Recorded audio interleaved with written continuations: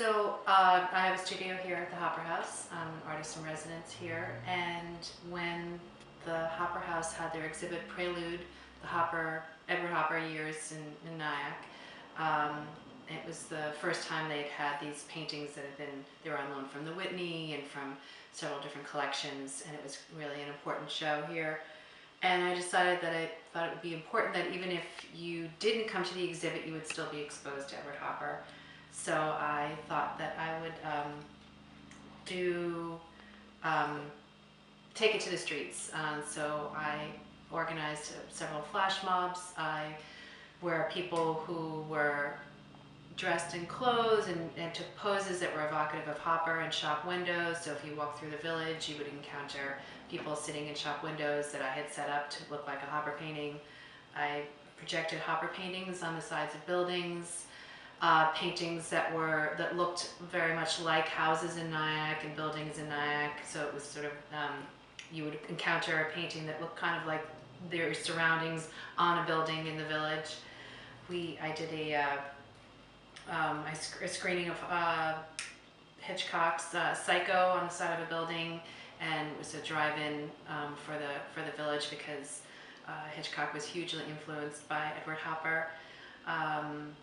I also did a series of films, original films, that were shot in locations that I felt like reminded me of the kind of quality of light and the sensibility in his paintings in the village. And there was a QR code, and if you scanned the QR code, you could watch the video in the actual place, so that you would have the experience of looking at a place in a different way, in the way that I feel like Hopper makes me reconsider places. The videos were meant to have you reconsider the place you were standing.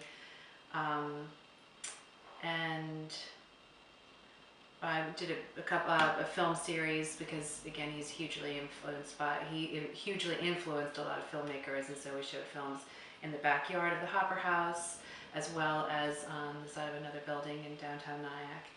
And the idea was that because I feel like Hopper captures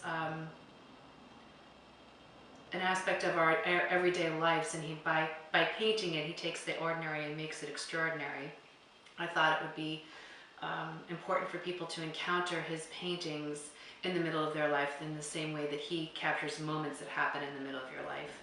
So I thought, I feel like the thing about Hopper is that he's accessible to so many people for so many different reasons, and I thought it would be good for people to have a chance to know his work without necessarily having come to an exhibit of his work, because often, galleries and museums have a very, can have a narrow audience, and I thought it'd be important for it to broaden the audience. And I really want people in Nyack to feel like the pride that I feel like they should have, that they have this national treasure who came from here, and it matters that he came from here because of the quality of light here. And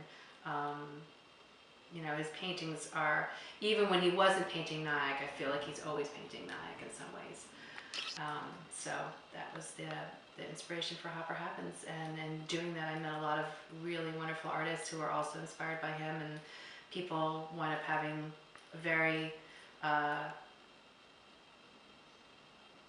you didn't have to give anyone any direction. You could just show them the paintings, and they would just have their own experience with his work, and I think it helped them. The people who went through that felt a deeper connection to him, and I then felt a deeper connection as well. So it was a really gratifying project.